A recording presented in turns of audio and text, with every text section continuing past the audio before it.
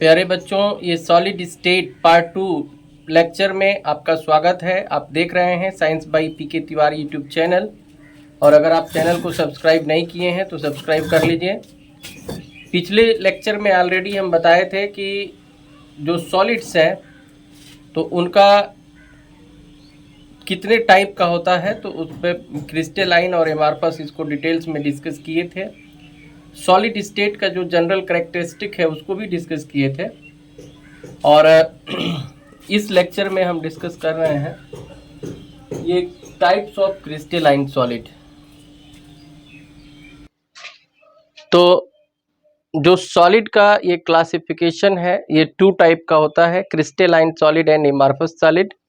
और ये crystalline solid 4 type का होता है। फर्स्ट है इसमें आयनिक सॉलिड, सेकेंड कोवैलेंट और network solid, third molecular solid and fourth metallic solid. जो मॉलिक्यूलर सॉलिड है ये 3 टाइप का होता है। पोलर मॉलिक्यूलर सॉलिड, ये polar molecular solid, non polar molecular solid, hydrogen bonded molecular solid. तो ये आपको याद रखना है। अब हम इनका जो है प्रॉपर्टीज डिस्कस करेंगे, जैसे कंस्टिट्यूएंट पार्टिकल्स। कंस्टिट्यूएंट पार्टिकल्स की मीनिंग होती है कि ये किस टाइप के पार्टिकल से मिलकर के बना है।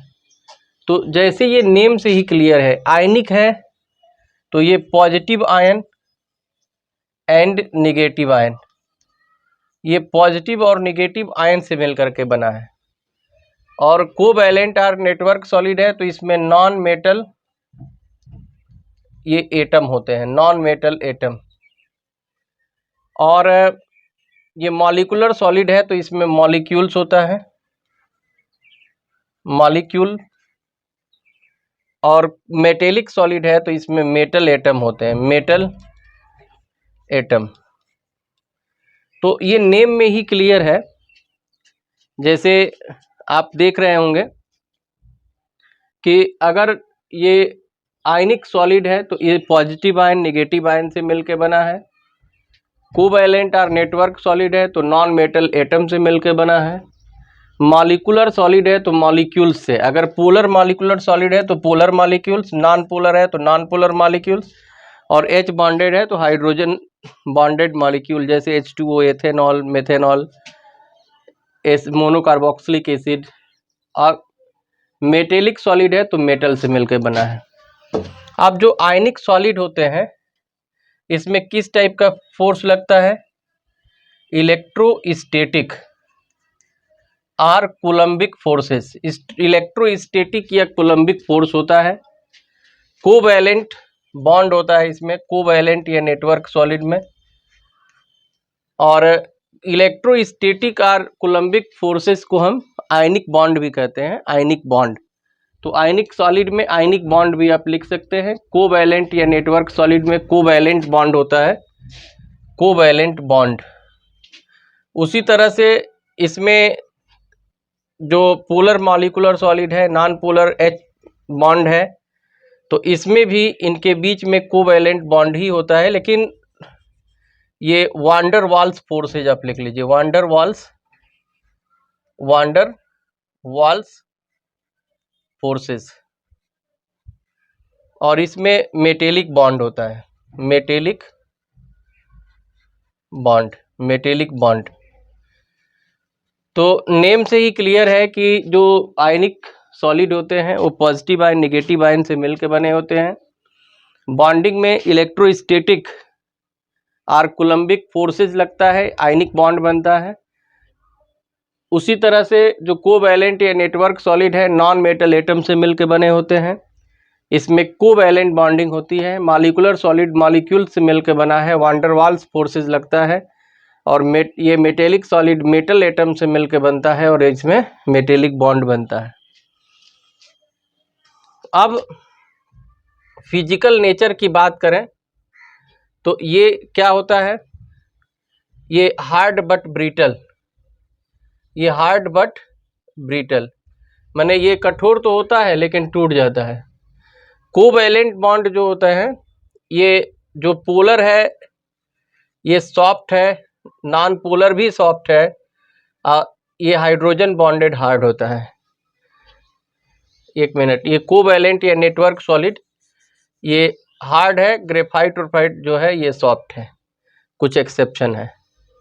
वांडर वाल्स में ये वांडर वाल्स जो फोर्सेस होते हैं, ये जो पोलर मॉलिक्यूलर सॉलिड है ये सॉफ्ट होता है, नॉन पोलर भी सॉफ्ट होता है, और उसमें हाइड्रोजन बॉन्डेड है तो ये हार्ड होता है।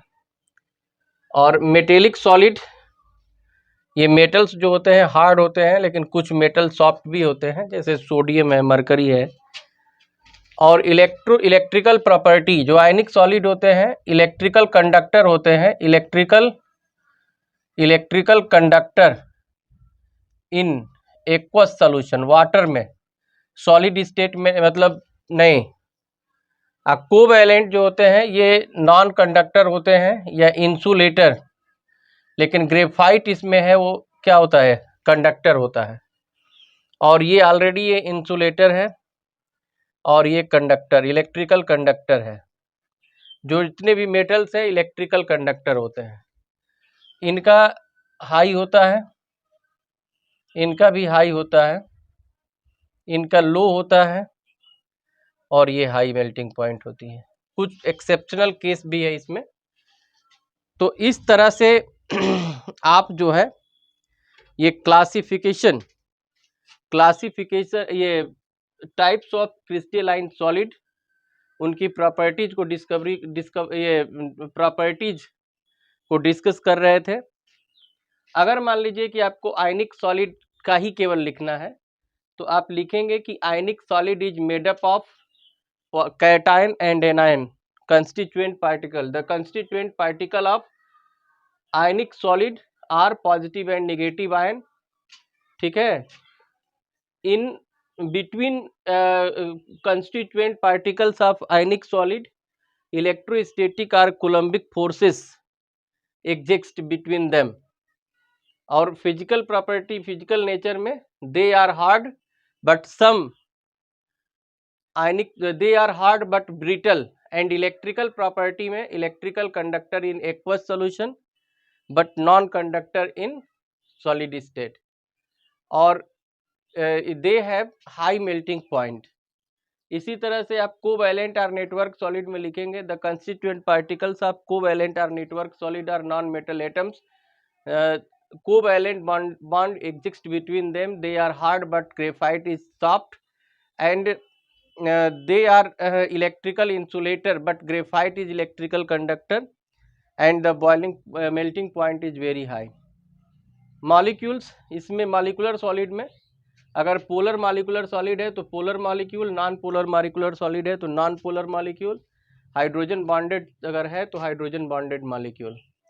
इनके बीच में जो ये बॉन्ड बनता है ये आप लिख देंगे फिजिकल नेचर, इलेक्ट्रिकल प्रॉपर्टी और मेल्टिंग पॉइंट है। इसी तरह से मेटेलिक का लिखेंगे। तो ये साइट में आप लोगों को एक साथ सारा बता दिए। तो ये नेक्स्ट लेक्चर जो होगा वो काफ़ी इम्पोर्टेंट होगा, जिसमें क्रिस्टल लैटिस और यूनिट सेल के बारे में डिस्कस करेंगे। तो आप देखते रहिए science by PK Tiwari YouTube channel, और अगर सब्सक्राइब नहीं किए हैं तो सब्सक्राइब कर लीजिए। Thank you.